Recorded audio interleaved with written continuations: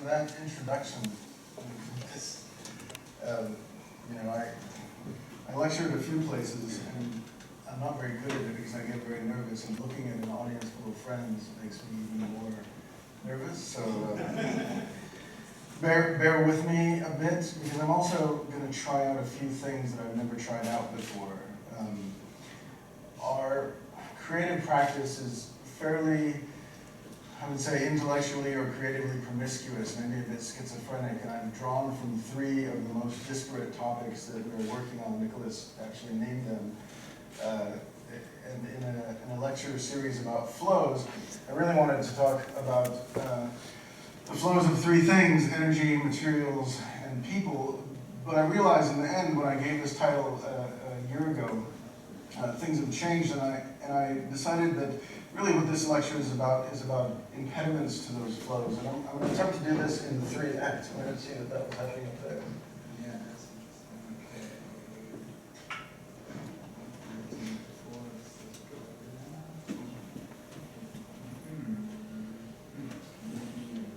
Just on the projector. Yeah, lots. I think it'll eventually go away, but it's not. What? Maybe I can just squash my screen down. I kind of did this today in another lecture.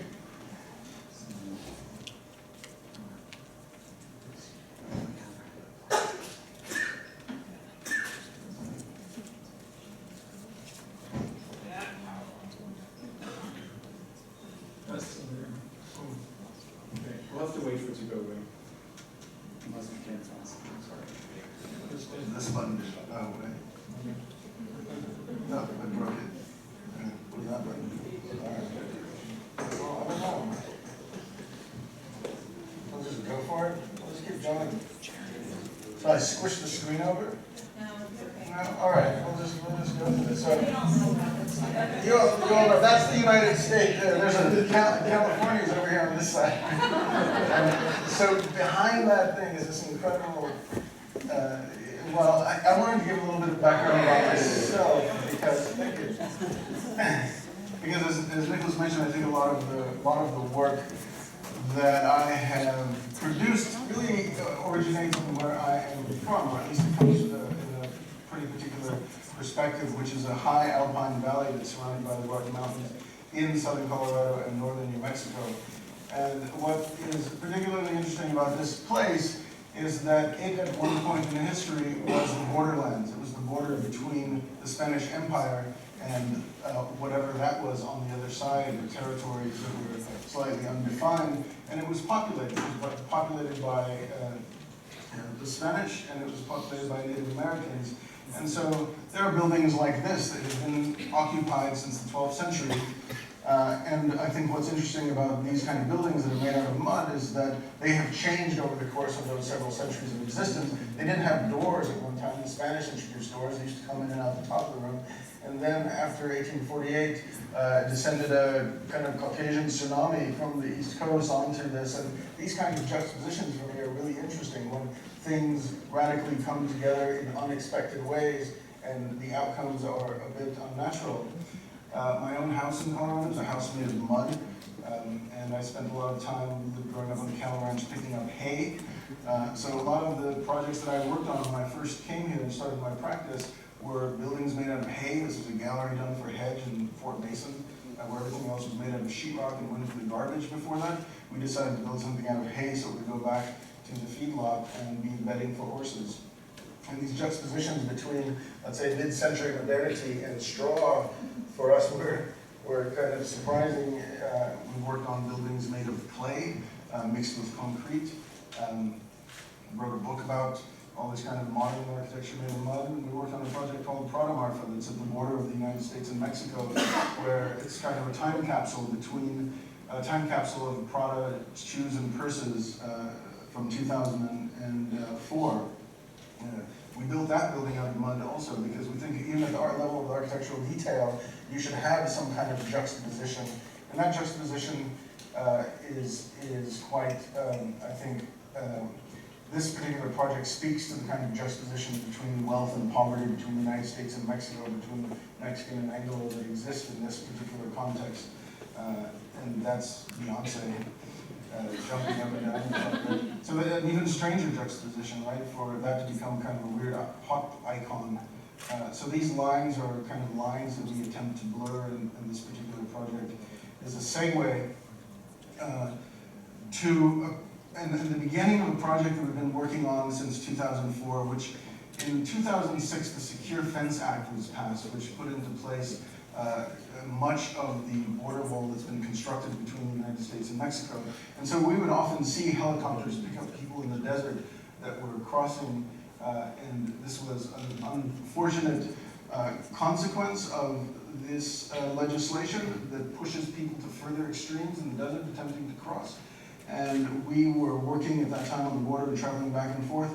And so we saw this juxtaposition between these shoes and people walking a tremendous distance and wearing out their shoes to be troublesome.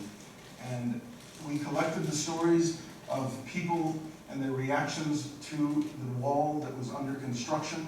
And so Act 1 is about people. It's a book that is forthcoming next year called Border Wall Architecture. And it tells the story of the 800 miles of wall that has been constructed between the United States and Mexico. So when Donald Trump announces that he's going to build a wall, it demonstrates a kind of ignorance because there's already 800 miles of double, single, and triple wall that exists there at a cost of $4 million per mile on average. Some walls cost $16 million, $23 million for 1 mile. They're often made of steel, concrete, repurposed Vietnam-era landing strips, and also technology that's been used, surveillance cameras, infrared aerostat blimps, heat sensors, motion sensors. This is our border between California and Mexico. It's called the Sand Dragon. It's built upon the dunes. This cost $16 million, but $3.4 billion have been spent since 2006, and $49 billion will be needed to finish the wall for the Secure Fence Act of 2006 over the next 25 years. So I'm just putting this into context because the work that we've been, the questioning that we have of the wall is, well, what else could $49 billion buy, for example? You could buy 300 Seattle Public Libraries, 204 Disney concert halls, you could buy 500 miles of the High Line. So imagine if this kind of investment was put in place at the borderlands versus a single wall. Now, there is quite a bit of research that goes into designing the wall. This is Fence Lab. It's at the University of Texas A&M, where they design walls that are intended to impede the movement of trucks traveling 40 miles per hour that are loaded up with about 11,000 pounds of material. And so they slam them into the fence to demonstrate their effectiveness. And so there's also much research going on the other side of the border, which are these simple bridges that are used to drive and cross the border with much smaller budgets. Here's some, for you, here's some cell phone footage. All right. It doesn't always work. And sometimes they get stuck. But this is the reality. Another reality is that since 1994, about 6,000 people have died trying to cross the border. Over 30 laws were waived for the construction of the laws. These are Native American Protection Act, Ecological Acts, Wildlife Protection Acts. And interestingly enough, the wall cannot be built on the river, so it's often built up to 3 miles inland. So there's conceptually ceding a tremendous amount of land on the other side that lies fallow. So in working along the border and doing several projects there and paying attention to what's going on, we discovered that the wall is doing something quite different, that it's actually serving as an attractor. And the people that live in the borderlands have been, through ingenuity and resilience, have been engaging the wall in very interesting ways. And using disciplinary tools and just being an architect, we sought out to kind of sketch and model instances of these events that we call recuerdos, or souvenirs, or memories. This word has quite a few meanings, but thinking about in creating models and drawings and maps and sketches that perhaps institutionalize the creative ways that people are engaging the wall and hyperbolizing them. So seeing the wall as a transportation network between cities, thinking about binational libraries, thinking about parks and social forms of infrastructure. So what I want to do is do a bit of a small book reading about this book. And so I always say one should never read a lecture, but I'm going to go ahead and try it for the first time and read a couple of small chapters from my book. The first is called Stonewall. The throwing of rocks, bottles, and other debris like chunks of asphalt and concrete across the border wall is the most common form of assault against Border Patrol agents. These rockings, as they are known among agents, have caused injuries to personnel and damage to their equipment. In some instances, rock throwing is a random act of violence against U.S. Border Patrol agents. In other cases, it is used to distract as a distraction tactic, allowing people to cross in a different location. It can also come as a response from the Mexican side to an apprehension on the U.S. side. This phenomenon has resulted in devastating consequences, both as a direct result of rock throwing from the Mexican side as well as in reactions from the U.S. side. Injuries to U.S. Border Patrol agents are perhaps the most obvious consequence of rockings. And between 2011 and 2013, there were 524 rock attacks against agents on the border.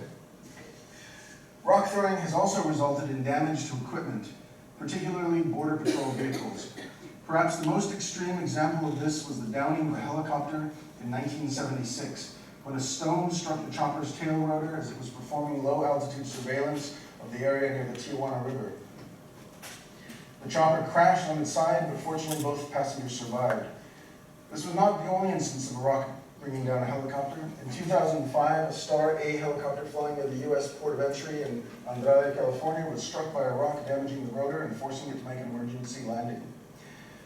One response to rock throwing by U.S. Border Patrol agents has been to open fire on rock throwers. Between 2010 and 2012, U.S. agents killed 8 people after being pelted with rocks, 6 of whom were on Mexican soil on the other side of the wall. Out of 524 rock attacks between 2011 and 2013, agents responded with gunfire 55 times. While some contend that the use of firearms is a disproportionate use of lethal force, others consider rocks to be deadly weapons, though no agent has ever died in a rock attack. In 2012, the Department of Homeland Security began examining its policy on the use of deadly force along the U.S.-Mexico border. Despite a recommendation by the Police Executive Research Forum to end the practice of using deadly force against rock throwers, Customs and Border Protection in 2013 advised their agents to use deadly force if they have a reasonable belief that their lives or the lives of others are in danger.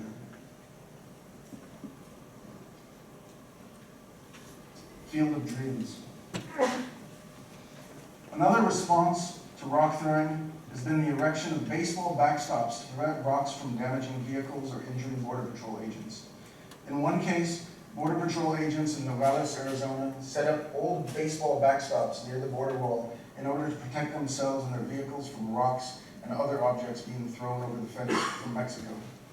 In other places, the backstops have been integrated into the design of the system of barriers, often being placed between double walls where patrol vehicles drive back and forth. Rock throwing is often a response to frustration caused by the iniquities created by the wall. In one scenario, agents along the border near the Mexican town of Andrapa, outside of Juarez, would sometimes give dollar bills and candy to Mexican children through the wall. When a stop was put to this illegal practice, the children became frustrated and began taunting the agents. The agents retaliated verbally, and the children in turn began hurling rocks at the agents and their vehicles. What if instead of this type of childishness, a different kind of play were promoted at the border, one that encouraged equality and dismantled the one-sided utility of the border wall? For example, walls could be designed to accommodate backstops, which could then be used by children in small border towns to play baseball, which is the most popular sport in many parts of Mexico, such as the border regions of Sonora and Baja California. At certain times, agents could even open the gates, allowing players onto the baseball field while the agents patrolled the outer perimeter of the wall.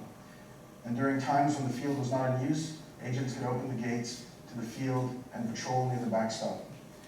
What would this mean for players who hit a home run?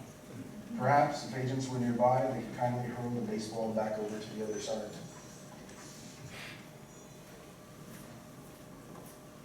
Projectiles. Automobiles carrying people, rocks, and drugs are not the only things traveling through the air over the wall. During the Middle Ages, with the rise of fortified castles and city walls, the catapult became an essential tool in launching objects and even bodies over protected walls. It was also a time when the cannon became a standard method of breaching walls. The catapult and cannon have a shared history of launching also humans through the air. We're familiar with human cannonballs, and the first account of biological warfare involved the use of catapults in which bodies of diseased humans were launched over walls to infect the populations protected within. So it's unsurprising that these medieval technologies would resurface in reaction to the anachronistic security barrier that is implemented along the US security border. Among the projectile launchers created to hurl the wall are catapults used by drug traffickers to hurl marijuana and other contraband over the wall. Packages of marijuana are more bulky than heroin or cocaine and therefore more difficult to smuggle by other methods. The catapults confiscated by Mexican authorities are built upon trailers that can easily be attached to a truck, making them very portable. These catapults, which can be as much as 9 feet tall, are constructed with steel and a strong elastic band and can catapult marijuana bales weighing approximately 4.4 pounds each, and borderland trebuchets have been discovered in use along the Arizona-Mexico border near the cities of Naco and Agua Prieta. More powerful still are the cannons used to launch packets of marijuana over the border into Calexico, California from Mexicali, Mexico. These homemade cannons are fashioned from plastic pipe and makeshift metal tanks containing either compressed air produced by the automobile engine or encapsulated compressed carbon dioxide. These cannons have been known to fire 30-pound canisters of marijuana up to 500 feet. 33 such canisters fired out of one of these cannons and valued at $42,000 were recently discovered near Yuma, Arizona. So, have people also been launched over the wall? An episode of the television program Mythbusters tested the theory that in addition to drugs, immigrants themselves were becoming human projectiles and being flown 200 yards across the border into the US. The show constructed a human-sized slingshot to see if that was possible. The test involved the launch of a mannequin over a fictional US-Canadian border and used a chain-link fence topped with razor wire to mark the border, a vision clearly inspired by the US-Mexico wall. And while they were able to propel a dummy 211 feet, it was concluded that it didn't seem possible to launch humans accurately enough to ensure their safety.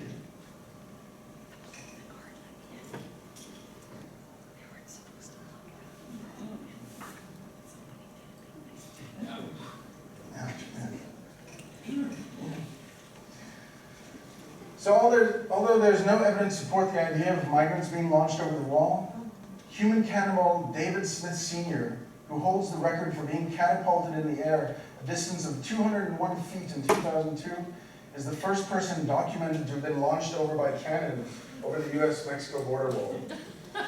It's illegal to enter the US from Mexico anywhere except at an official port of entry, but US Border Patrol Chief David Aguilar granted Smith permission to cross in this unconventional fashion.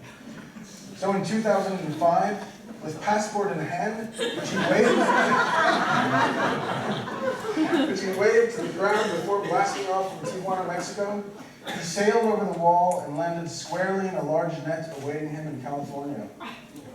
When Smith asked why he did it, his reply was simple: "For money, I get paid."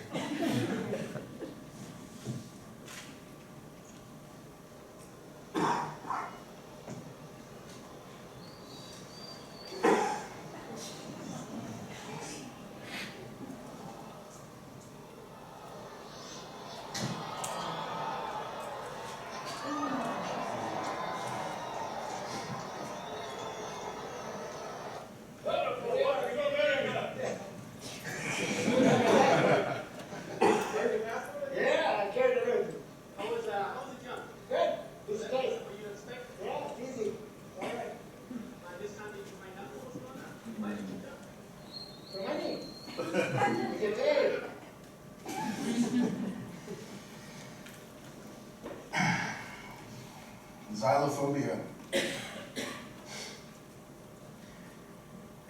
episode of the animated series The Simpsons, the residents of Springfield construct a wall around their town so the residents of the neighboring town do not come in and take their jobs away from them. In the episode, Homer Simpson attempts to find commonalities with his daughter Lisa, telling her, "I share your xylophobia," to which Lisa replies, "No, Dad, you mean xenophobia. Xylophobia would be the fear of xylophones." And Homer retorts, "I am afraid of xylophones. It's the music you hear when skeletons are dancing." Homer's fear of his neighbors is unreasonable as his fear of xylophones. Rather than constructing walls along the border as a manifestation of the irrational fear of that which is foreign, perhaps it would be more reasonable to construct xylophones along the border. In fact, what if the border itself were the world's largest xylophone, played by thousands of people across 2 countries? A xylophone wall would allow for the planned and impromptu binational group performances, bringing people together from both sides of the border to create a singular sonic experience that would conceptually transform the space of the existing wall into a single performance. Musician Glenn Wayant believes that such an instrument has already been constructed, and he accepted the challenge of learning to play the wall, thereby deconstructing its meaning and transforming it into, and these are his quotes, an instrument so that people on both sides can have open dialogue and communication. Instead of remaining merely an implement of division, the wall is transformed literally into an instrument with the creation with the power to unite. Wayne plays the wall as a percussion instrument, using drumsticks, mallets, and sticks he finds on the ground. He calls them implements of mass percussion, in reference to the weapons of mass destruction that propagated further expansion of the wall. He also treats the wall as a string instrument, rubbing violin and cello bows across the rusty steel to explore a new frontier of sound that's part of his sonic Anta project. Anta is a Sanskrit word for border, or end of the known territory. Wayne's performances have been monitored and inspected by armed agents of the U.S. Border Patrol, the Department of Homeland Security, and the City of Nogales Police Department. Border Patrol agents have also been passive and active participants in the performances, either by being unwittingly recorded by him on their approach to ask questions, or through being invited by Glenn to pound on the fence with him to explore what he describes as an ever-changing borderland sound ecology.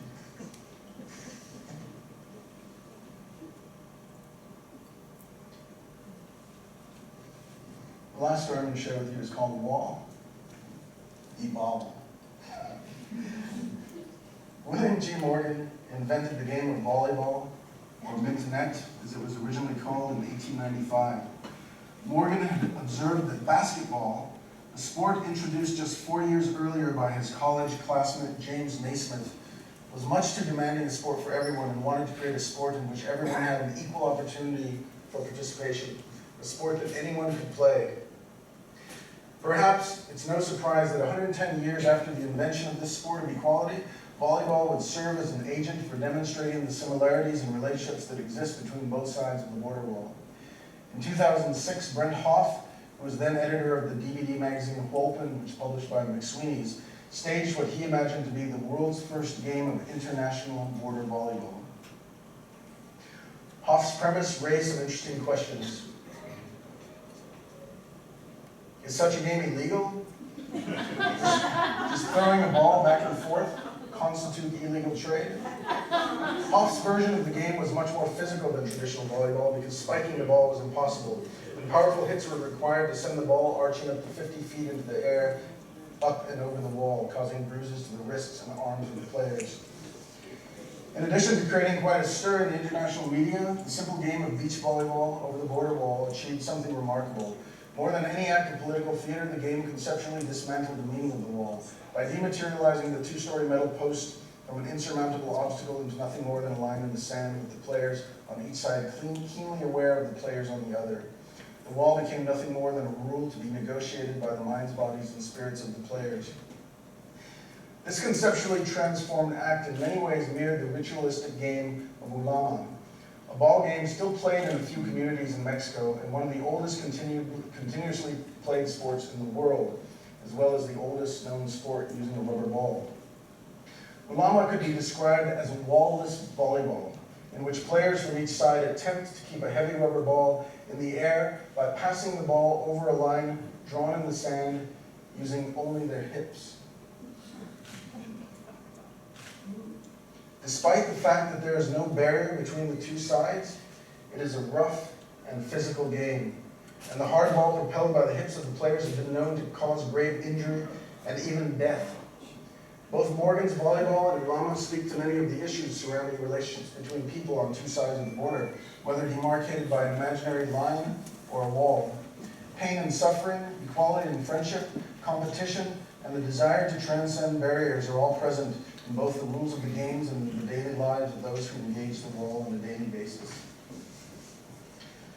Just as William G. Morgan may have been unfamiliar with Ulama when he invented volleyball, Renthoff did not know that this was not the first game of international border volleyball ever played.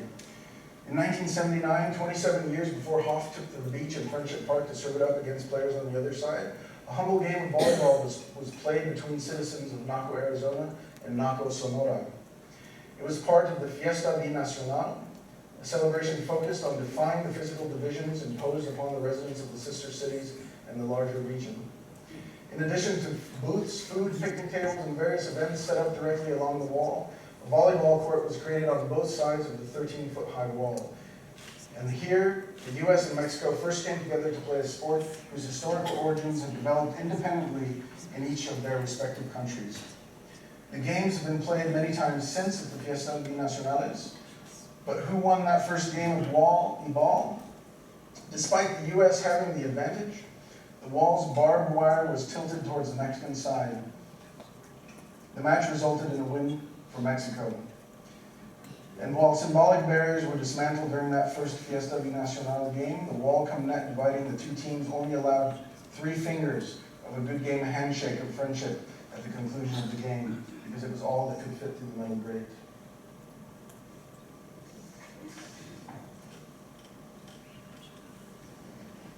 Act 2. Act 2 is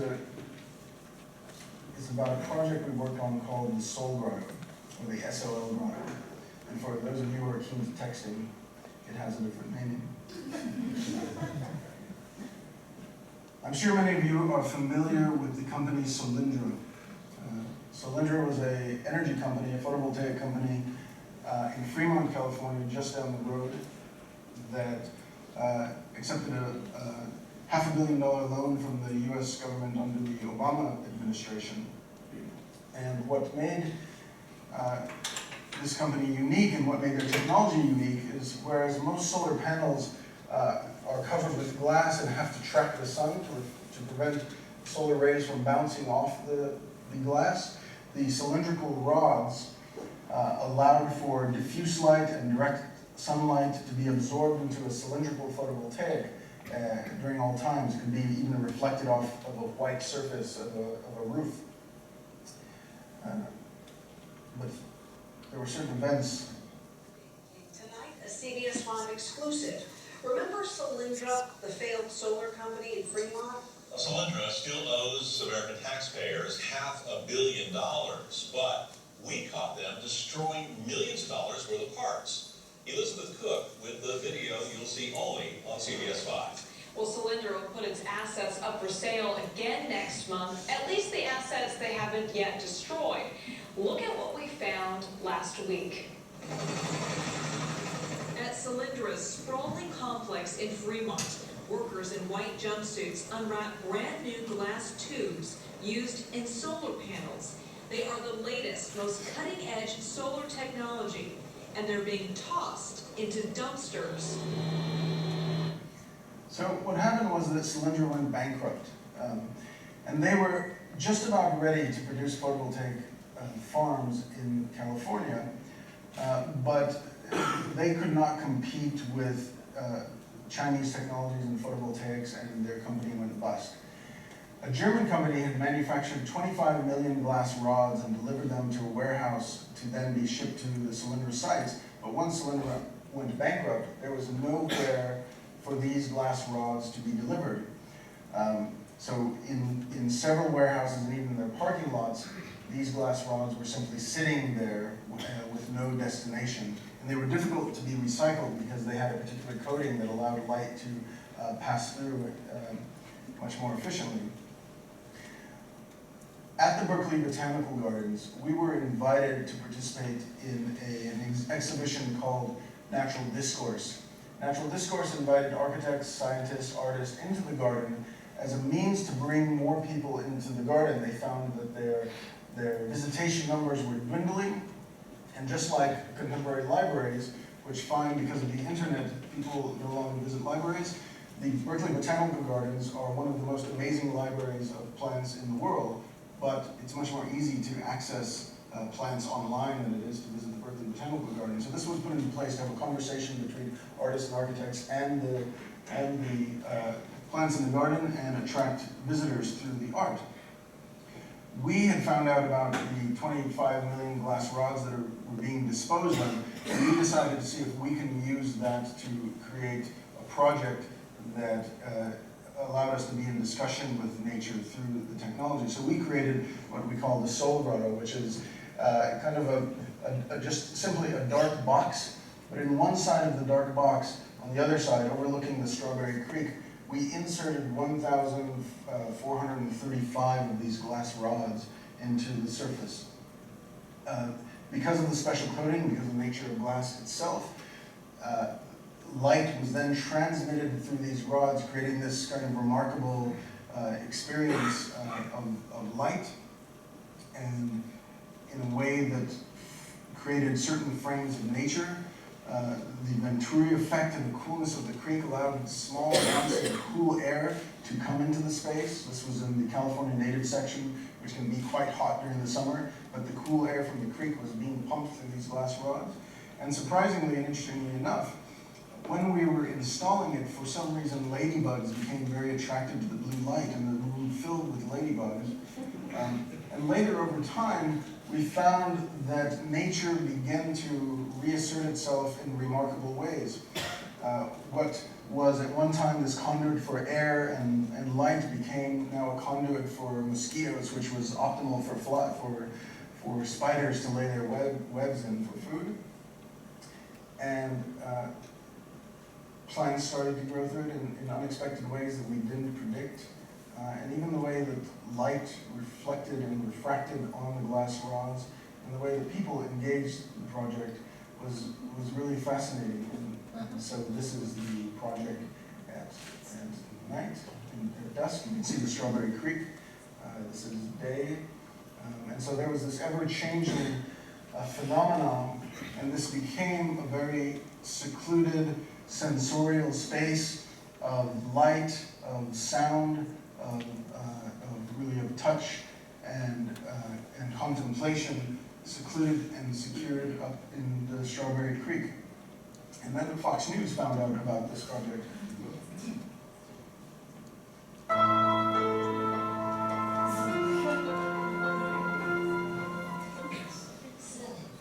Look at that. So finally someone found a use for Solyndra, taking 1,400 glass tubes recovered from that boondoggle and fashioning it into an art exhibit at the Berkeley Botanical Gardens. Lovely. As you know, Solyndra was named one of the workers with $500 million in taxpayer dough dissipating in a cloud of dust. So now our loss is someone's hip, pretentious art, which makes sense because our alternative energies aren't a lot alike, and that it's up to the believer to find value in it, because for the rest of us, there is none. Both function as a platform for phony intellectualism, and the only energy generated comes from goofy bureaucrats drunk on our cash, driven by a need for acceptance by the cool green crowd. Meanwhile, when it comes to real stuff that works like nuclear power and fracking, greenies would rather create panic than actual energy. Well, you know what? We paid for that art, so we should all get a piece. We could take a sledgehammer to it and call it performance art and charge admittance. I'm kidding, of course, that would be wrong. But since the exhibit is kind of boring, I decided to sketch an alternative. I added a unicorn for obvious reasons. Now, if you contact me and give me the name of a relative who needs some cheering up, I will mail it to him or her myself. That way, Solyndra will have done some good, even if it's unintentional. This actually goes on for another 15 minutes, including George Bush's former press secretary and a whole cast of pundits along there. And a couple days later, the chairman of the House and Energy Committee, Fred Upton, a Republican from Michigan, put out a press release saying, to date, the most expensive piece of art ever sold is Cézanne's The Card Players, which the country of Qatar bought for $250 million in 2011 by the late Greek shipping magnate George Ambrikos. With a price tag of $500 million and just $24 million expected to be repaid, the amount taxpayers forked over with little to see in return except for the Soul Grotto would make this piece of art shatter the previous record. Thank you.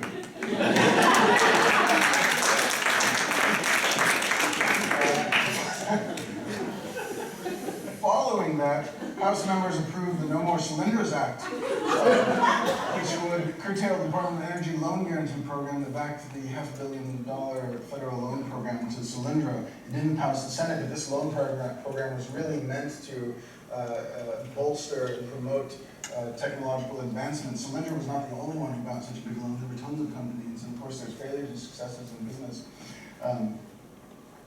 Following that, this created a hailstorm of news media, and this is what started it. I don't know if you're familiar with Michelle Malkin, but she's a Fox News pundit, and she has one of the most popular blogs in the world, is rated by Technocrati, whichever that means. But she wrote, is it sheer coincidence that the few surviving repurposed Solyndra tubes ended up just a stone's throw from the former office of the one person most responsible for the Solyndra debacle? Or was this detail part of the artist's subtle, sarcastic commentary? And they're talking about Stephen Chu, who was the Secretary of Energy under the Obama administration's first term. The answer, she writes, it's probably just a coincidence. The lead artist, Ronald Rael, is also an assistant professor at UC Berkeley and is most famous for designing an alternative vision for the fence between Mexico and the United States, specifically intended to mock and disparage the concept of national borders. Only someone with progressive politics can come up with an idea like Rael's Prado wall, and he's therefore unlikely to disparage a fellow progressive like Chu. I spent hours in the Berkeley Botanical Garden with director Paul Litt, who we became really good friends, with Univision, Telemundo, ABC, NBC, every Fox, every news bureau you could imagine. And the more information I heard about this, the more I began to think that, yes, in fact, there was a conspiracy at play. So I decided to create a mind map of what I thought was going on. I'm going to describe it to you for a second. At the center of this is the Soul Grotto, which of course is at the Berkeley Botanical Gardens, which is owned by the University of California, Berkeley. I work for the University of California, Berkeley, and so did Stephen Chu, and so we have a particular connection. I grew up in Colorado on a ranch. Right across the road is the ranch that belonged to Ken Salazar, who was also on Obama's cabinet at the time as Secretary of Interior. And so he's implicated, so we're all implicated now. And my father, whose name was Miguel Rael, he was a carpenter, and he would build cabins in the mountains of Colorado. And he built a cabin for a gentleman named Ernest Muniz, who became the Secretary of Energy in Obama's second term. We didn't really know. We just thought, oh, Ernie's a nice guy. And then now so he was a professor at the MIT. So on the other side of this mind map is, so all those beautiful photos that I showed of the Soul Grotto were taken by a fairly well-known architectural photographer named Matthew Millman. He lives here in the Bay Area. Growing up, Matthew Millman was best friends with a guy named Jesse Malkin. Jesse Malkin eventually went on to marry a woman named Michelle Malkin. Logged this as a Fox News pundit. Who else is a Fox News pundit? That guy who said we should take a sledgehammer and smash it? His name is Greg Gutman. What does Greg Gutman have to do with this? He was a student at the University of California, Berkeley. Where he said, I learned to hate, what did he say? He said something like, I learned to hate liberals by going to Berkeley, and I learned to hate conservatives by working for Fox, or something like that.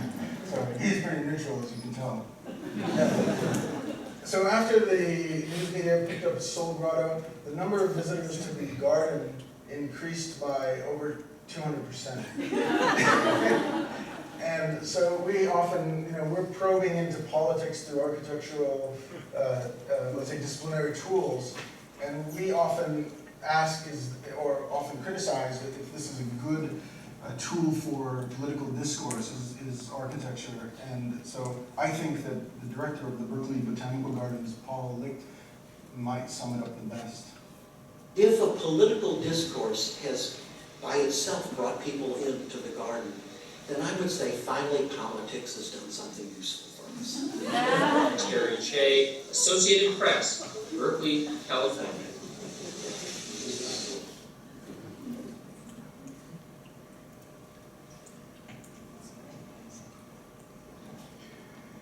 Act 3 is about materials,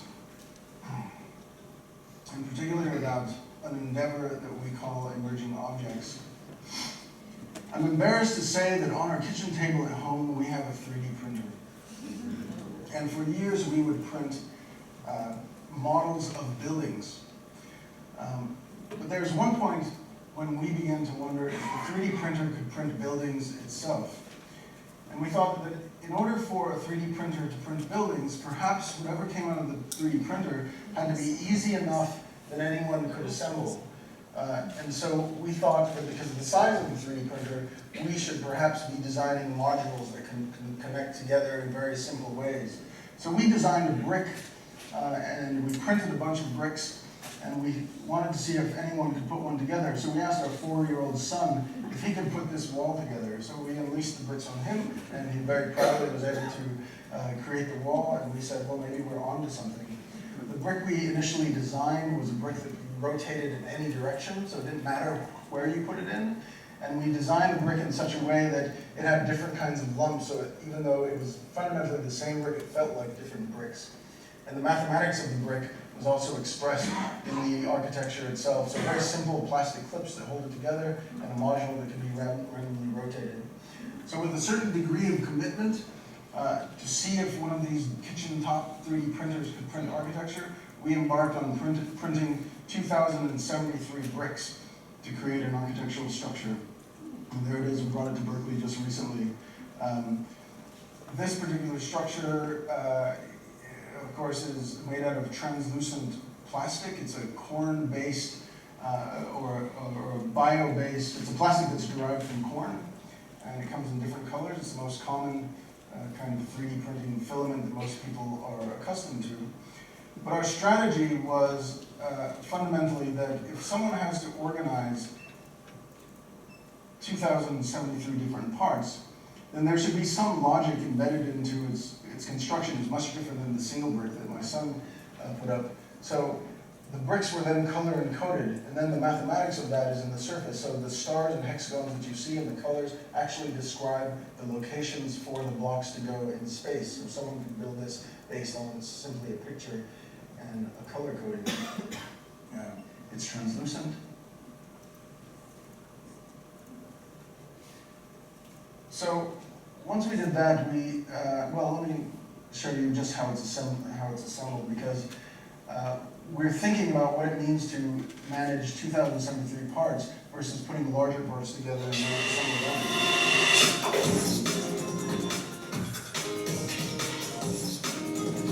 These are requisite cool videos that people show in architecture these days.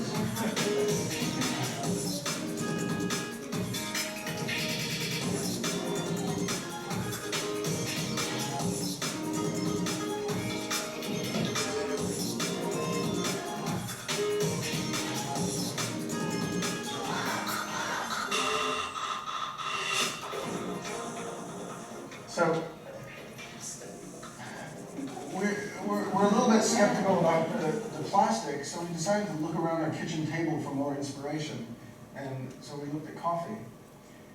And we begin to explore ways that coffee itself and the grounds of leftover coffee could be a 3D printable material as well. So we decided to 3D print some coffee cups. And of course the coffee cups needed a spoon, so we printed teaspoons as well. And we printed the teaspoons so that they would contain the volume of sugar of half a teaspoon, 3/4 of a teaspoon, a teaspoon and a half, and 2 teaspoons. And so those are teaspoons printed out of sugar, which in some ways don't make sense. So we kept looking around the kitchen for what's next, and we needed to make teaspoons out of tea. So we invented a a 3D printable material made out of tea, and these are the teaspoons. But of course, working backwards, we also need teacups. So we printed some teacups, and so we had teacups and coffee cups, and then we said, well, we need a teapot. And so we wanted to design a teapot, but we really didn't know how, so we looked into the history of teapot, and we decided to use the Utah teapot, which was created by Professor Martin Newell in 1975. And this happens to be one of the earliest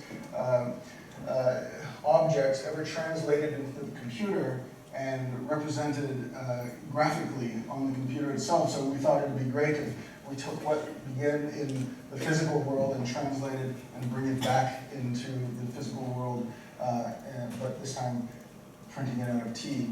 So this is the Utah teapot, 3D printed in tea, and this is what we call the Utah tea set. So what else is on the kitchen table? Well, there's salt, and we 3D printed some salt shakers. Those didn't work so well. So, but then we forgot, and we remembered, okay, well, we are trying to print architecture. Well, salt is an amazing resource that's found here in the South Bay. And it's been around and been harnessed in the South Bay for about 150 years. And at its peak, the bay had about 40,000 acres dedicated to salt production, producing about 1.3 million tons of salt a year. That's a massive amount of salt, which makes it very inexpensive. And it's a very sustainable material. All it takes is sun and wind to produce it, and you can buy it by the trainload if you like. So we embarked on creating a 3D printable material made out of salt. The properties were quite interesting because it has a translucency.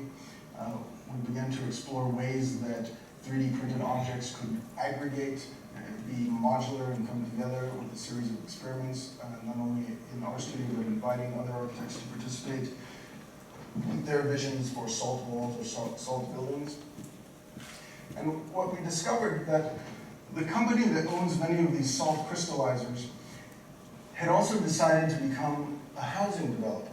And they wanted to they sold 16,000 acres of this land for wildlife redevelopment, but they wanted to take 1,400 acres and use it for residential development, building 12,000 homes for about 30,000 people. And so we thought, why can't salt be a material that participates in this construction process? We were inspired by buildings that draw their material from the landscape, and in this case this is a salt landscape, so couldn't the material itself come from the landscape itself? So our idea was to create, instead of an igloo, a salt igloo, and we called it the Salt Igloo.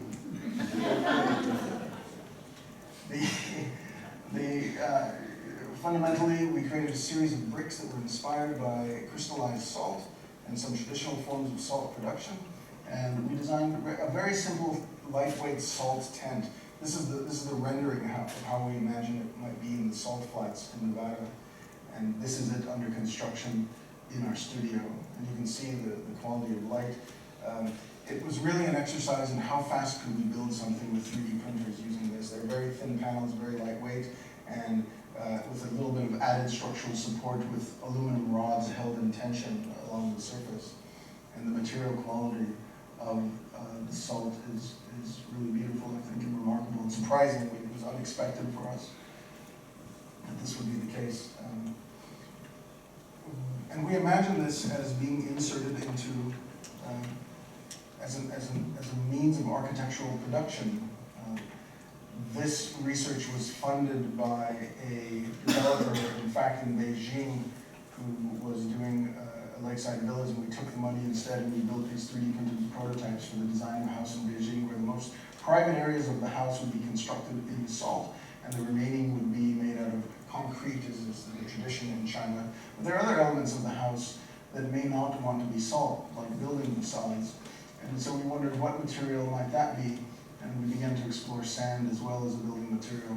It's fairly ubiquitous, it can be found anywhere. And so we further pushed sand in our studio, developing a material for that, and then working with companies who are already, in fact, printing in sand for metal casting as a means to rethink the way we might create building modules, components that have not only aesthetic qualities, but useful qualities, for example, for sound attenuation, insulation, and particularly here for the Bay Area, seismic resistance.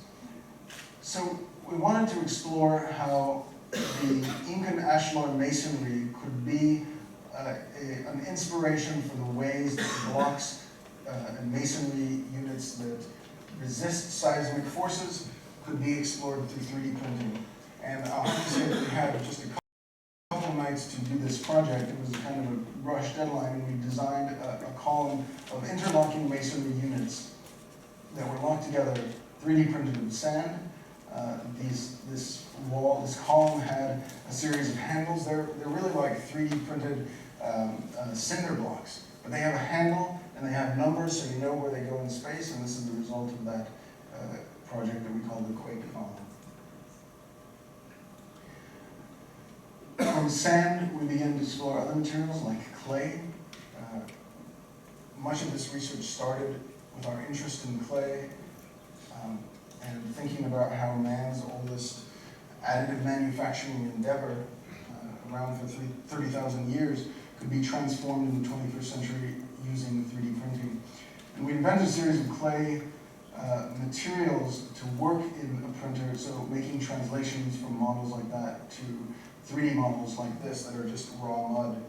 And we also began to fire them here in the labs in Berkeley, just testing things like how thin we can go, how lightweight, pushing the limits, and also imagining how we might introduce or transform the traditional brick, for example, or how we might build air pockets into a brick to produce insulation or collect water or hold plants. And we were inspired by a particular technology that's found throughout the Mediterranean and in the Middle East, in which a large vessel of water is placed in a window in a porous ceramic vessel, and the breezes that flow into the house are humidified, thus lowering the air temperature and cooling the space within. And we thought we could collapse that diagram of this technology into a single brick that we called the cool brick. So we created a very porous brick by introducing organic matter into the clay, which at 800 degrees when fired vaporized it to create the porosity. And these bricks began to work like a sponge. They could hold large amounts of water. And we designed a second level of porosity, so it's a micro porosity, a second level of porosity that air could pass through. So warm, dry air would pick up the humidity that's being stored in the brick itself and transmit moist air into the room. And this is what we call the cool brick. It's a simple brick. Some of the protrusions you see are also based on masonry traditions found in Africa, in which these kind of extensions hold, or I should say, cast shadows on the wall, keeping the wall cooler throughout the day. And we designed it in such a way that it could be simply cast in mortar and used as a very simple brick, and the porosity actually allowed the mortar to grab onto it quite well to create a very simple wall. More recently, we've been exploring clay in different ways as well, beginning to think about how we can design not the objects, but design the code that speaks to the robot or the printer that prints the material.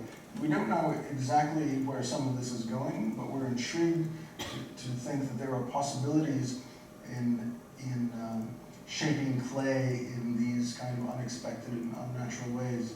So in this case, it's just chopping the clay as it goes around to produce an object like this. Or like this. These are pretty mesmeric. You can sit and watch the 3D printer all day. Objects like this. Or this.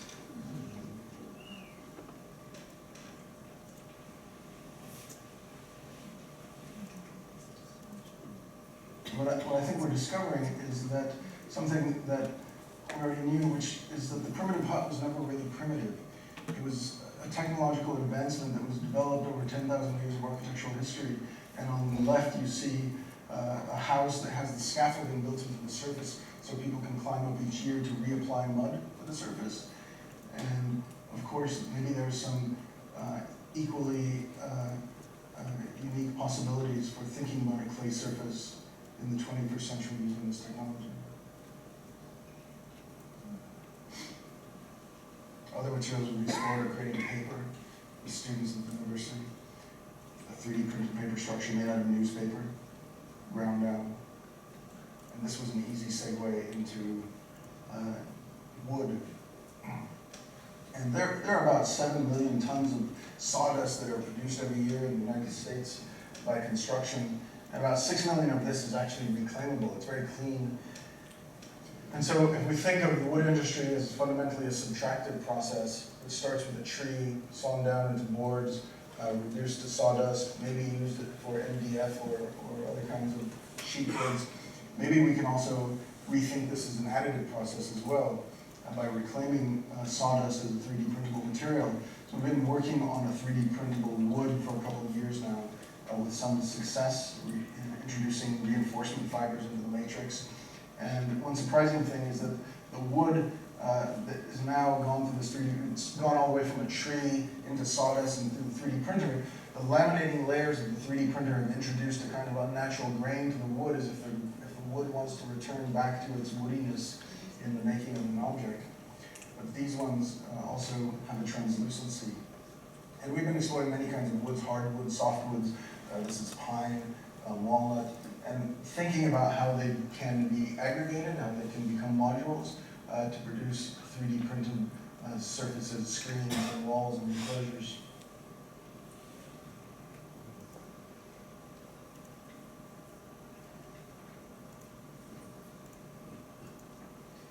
More recently, we've been working on rubber, but not rubber as you'd expected. We're working on the 300 million car tires that are thrown away every year in the United States, and we're thinking about 3D printed applications in which we could recycle these and turn them into a 3D printed powder. We're working with a company that cryogenically freezes the tires and then pulverizes them, turning them into a dust that then we could use for the 3D printable material. And these are some of our recent experiments in 3D printing rubber. And then there's cement, maybe the most ubiquitous material on the planet. But in order for it to be used for 3D printing, it has to be rethought. And we took a different approach. Many people are printing concrete around the world through extrusion methods like the clay 3D printer that I showed you. My criticism of that method is perhaps that having worked in construction for many years, it's very hard to stack wet cement. It obviously wants to slow down. And so by beginning with the powder cement and spraying a minute amount of water, we're creating and introducing a polymer, we're creating a fairly efficient cement-based material that uses very little water and does not require any formwork. And why that is salient is that about 60% of the cost of construction in concrete structure goes into making the formwork itself. So you essentially have to make a giant wood structure, fill it with concrete, and take the wood structure away and throw it away. This particular material also has translucent qualities and can be worked and sanded. It looks a little bit like concrete, but it has other aspects that it really is kind of a hybrid between fiberglass and concrete itself. And extremely lightweight. In fact, this object is just held together with paper clips. So we can print complex componentry and put them together. This was done with a friend of ours, Andrew Cudlis, who's an architect here in the East Bay. And the first thing we really made out of this material, once we figured it out, was we designed a bench to watch the America's Cup race at Fort Mason. And we were given a very short time to do so. So we said, okay, how are we going to design this bench? We designed it based on a sea slug that was recently discovered off the coast of California. And so we called it the seat slug. These are the patterns translated from the back of the sea slug.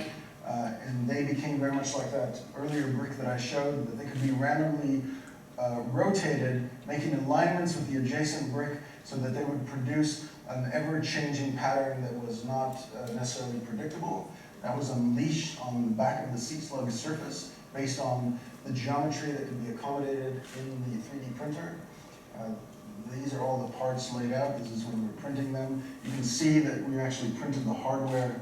We printed the holes for the hardware in them. They're just held together with nuts and bolts. This is under construction, and this is the final bench that we designed for that event. We ended up not leaving it there because we liked it so much, so we took it away. But what excites us about this is that in the architectural process, several steps of the design process are removed. So we're no longer doing drawings for these, we're making models. This is the actual product, but we begin from the model itself. And so that's just simply a rendering. So there's a certain degree of predictability in moving into the fabrication of the object. So we're very excited as architects that we can take the same tools for 3D printing that earlier on we were just designing models for, and use that same technology to construct buildings. And this is one of the most recent structures we made here on the Berkeley campus in my lab, which is a cement structure that contains 840 unique parts. What we found, though, is that there's a particular bottleneck for design. It's hard to design 840 parts, or it's hard to design the way the pieces come together. So instead of designing all of these holes and carving them out one by one, we created a process where we could simply unleash a pattern onto the surface, and that figuration is then tells the software to say everywhere there's black, close the hole, and everywhere it's white, open the hole. And this creates kind of a unique quality to the surface.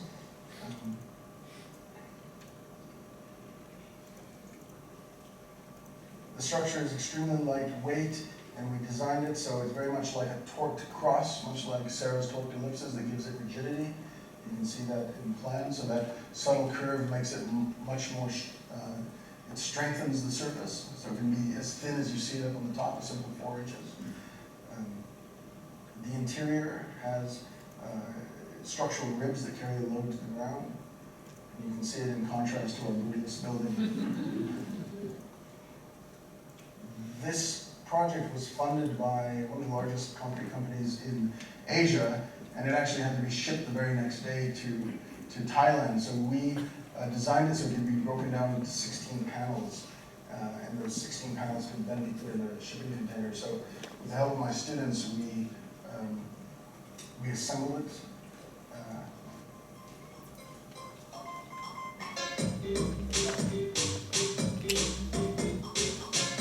This is another one of those cool requisite videos of Dental architecture.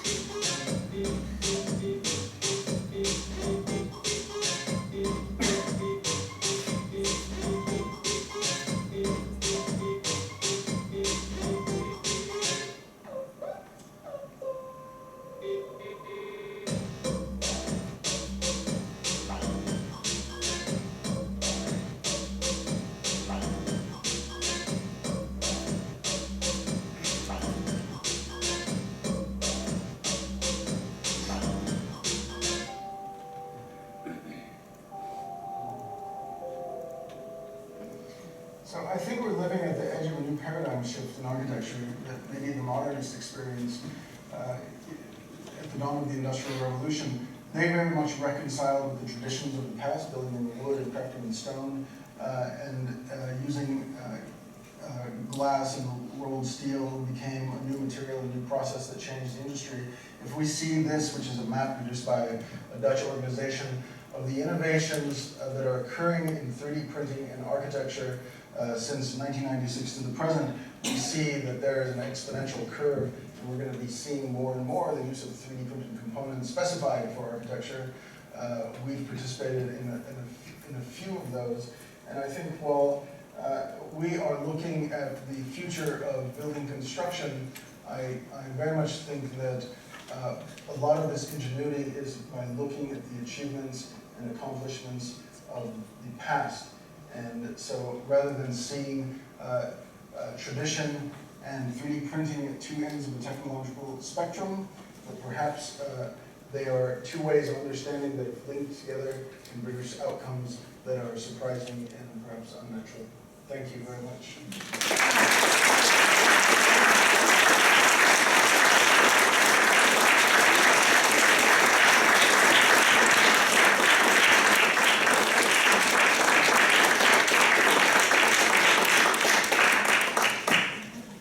take questions. Sure. If there's any.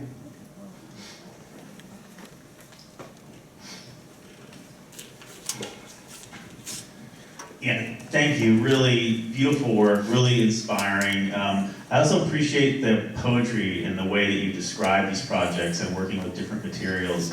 It's really interesting to see how these materials and the way you've worked with them, that you've opened up and made this process that's given by kind of mainly corporations as large, dense objects of plastic, and you've opened up this landscape of lightness and openness and this connection with nature. I really appreciate the kind of animals growing inside of them. You were talking about the objects that had sort of the water that they contained for the humidity. I can imagine that also becoming part of the kind of environmental situation with growing and living creatures and plants. My question was more, if you could say something about, there's this really beautiful landscape you painted about fluidly working across materials, and maybe you could say something more about the kinds of design tools that you've used and maybe how that could democratize a kind of participation in this beyond just the materials, but the kind of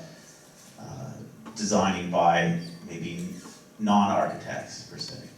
Oh, how non-architects might participate not only in the assembly but the design of buildings. Yeah, we've thought about that quite a bit. We haven't embarked on that, but some of this technology is IP that's held by the university, and we are licensing it for a company with an attempt to push it out and to commercialize it. And I think one strategy that we have is that we could create online tools that say, for example, if someone had a wall like this and they wanted to enclose it or cover it, they could upload dimensions, maybe type in the dimensions, shape the wall in particular ways, maybe upload an image, which was the strategy here, that could offer a kind of patterning, and then press download, and they would be shipped a series of blocks that was 3D printed and sent to their house, and they could put them together. So that's part of what we're working on. Yeah, it's nice. Hope that answers the question. Hi, absolutely amazing. This is my grandfather came over from the recital program. I have a lot of family that didn't come over that were in Tijuana.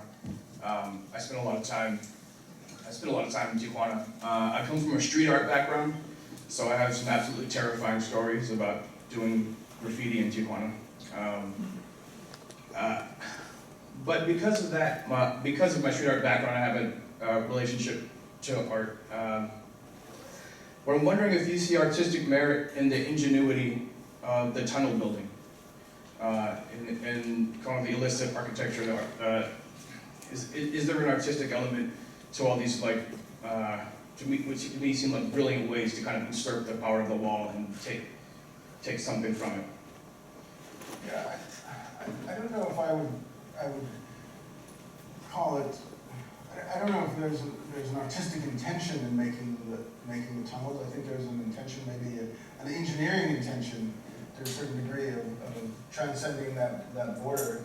But I think fundamentally these are reactions. I think what's interesting about the wall, what's horrifically interesting about the wall, is that it was proposed as an architecture in a context that was seen as acontextual. The context didn't matter. So it began to divide everything from Native American grave sites to wildlife reserves to parks, and that in fact the context, which is quite rich and powerful, is now reacting to the wall itself. And so those transformations, I think, are fundamental to the creation of that wall. I mean, these are obvious reactions to something. It's almost like a virus in a way that's inserted into a context that it shouldn't be there, and people are going over it, under it, through it, painting it, having binational yoga classes. I think the entire thing is a bit of it's a cultural project in many ways to try to understand the reactions to the wall. But the wall itself is not so much a cultural project at all, but it has been a catalyst for culture in many ways. So to me, that's what's intriguing about it. So yeah, in the chapter I write about the tunnels, and in the book I write about the tunnels, and you know, in all of these stories, I build a small, let's say, sculpture or architectural model or drawing that reacts to that. And what I built for the tunnels chapter was an ant farm. So I created an ant farm that instead of this pastoral scene, I built a scene of the border between two houses and then let the ants unleash. I'm a little bit uncomfortable with that ant farm, and I don't know if it'll be included in the book because I'm not attempting to say that I'm making a relationship between the people who are digging tunnels and ants, or saying that they are insects. But in fact, I'm trying to demonstrate in that section that the wall itself is entirely minuscule compared to the amount of territory that exists around it, demonstrating its ineffectiveness.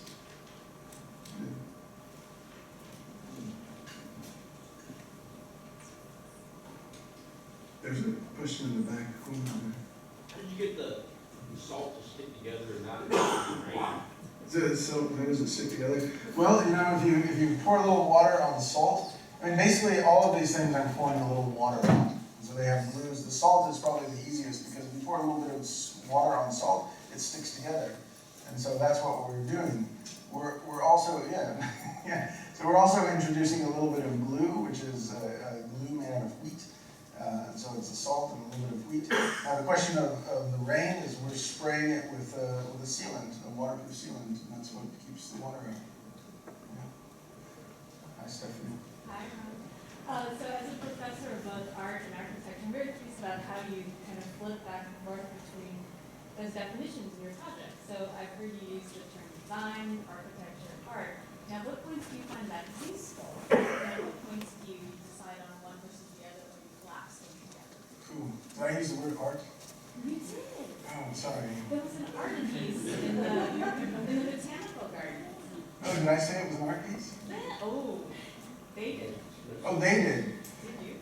I don't think I They did. call it a performance art piece. Yeah, Greg Gutman called it a performance art piece. I usually don't use the word art, and I learned that actually when you were hired here at the university, because I was on your research committee, and so I was in architecture, and I think I learned more about art on that search committee, working with the artists from art practice, that maybe in the past I would say, well, I'd work between architecture and art, and I realized, oh, I'm not worthy of that title. So I never call myself an artist, I never call the work art, because I think there's a radical difference between design and art, and I think that it's very nice when someone calls you an artist, but I'm very hesitant to use that word myself. But that doesn't really answer your question. I mean, I think, I don't know. I mean, we just do what we do because of the limitations of the practice and the discipline, and we want to make meaningful buildings, but making meaningful buildings means I can't be a professor. I'd be out there making libraries and things, buildings that ask questions. And so when you make buildings that ask questions, I think you start to do something a little bit differently. I apologize for asking two questions, and they're rather simple, but the first one is the Soul Grotto still around? And the second one is, what classes do you teach? The Soul Grotto, it was a 9-month installation, architectural installation. So it was taken down after 9 months. But I have all the glass rods in my basement, and I also have 10,000 additional glass rods in my basement that I salvaged. So I'm unable to park my car in my garage because of the glass rods. So we've always had this idea that we would build a much bigger, permanent Soul Grotto somewhere in the world, preferably in California, to keep it at home. But that's our intention. And we've actually been having conversations just this month about reigniting this project and doing a permanent one in Los Angeles. So we'll see how that goes. I teach design studios in the College of Architecture, in the Department of Architecture, in the College of Environmental Design. I teach, right now I'm teaching design thesis. It's the final architecture studio, and I'm director of a program called Studio One, which is the post-professional Master of Architecture program. And I also teach undergraduate classes on activism and design. Are your slides available online? We have a website, rail-sanfratello.com, and we have a website called emergingobjects.com. You can find all these images there if you want to take a look. I have another question. First of all, I'm like amazed by the materials aspect of this, and it's only what I think is like I don't see a lot of border art that or architecture or anything that pertains to the border in this way. I'm just like kind of dumbstruck. I think it's amazing, so I have to ask another question.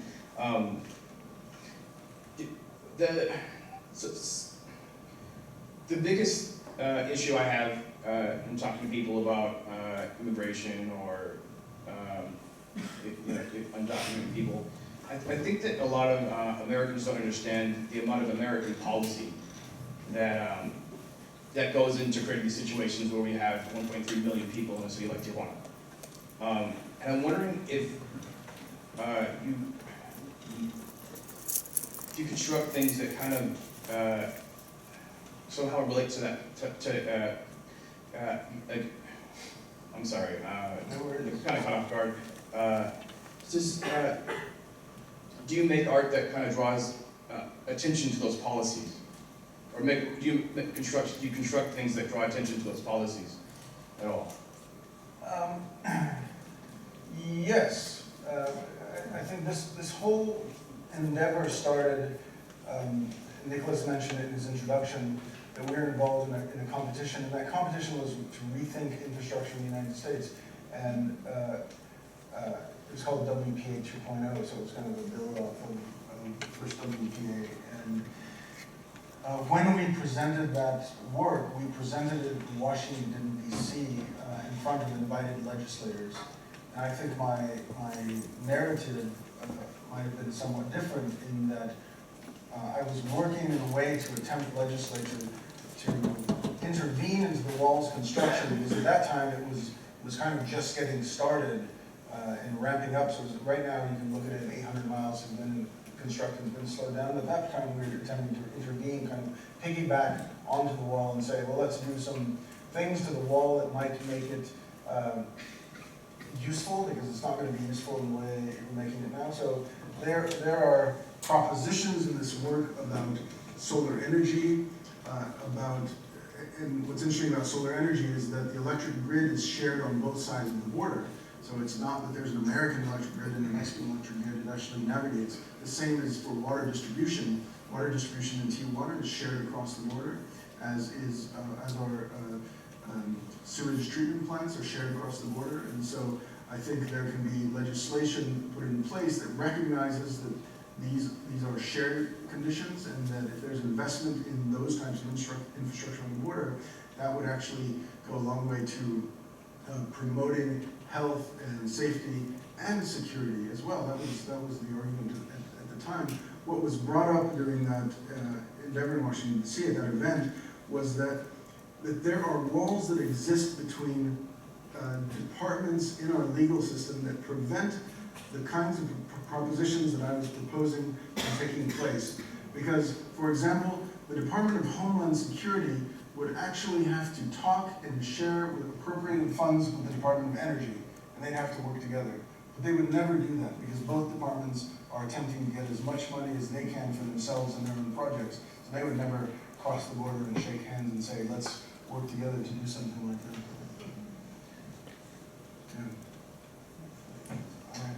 Right.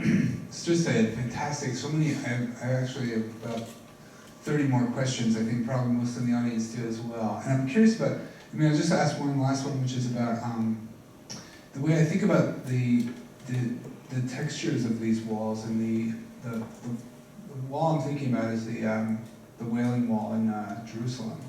And the way it's a wall that's meant as a place to, in some way, store memories or capture some kind of meaningful gestures from the participants.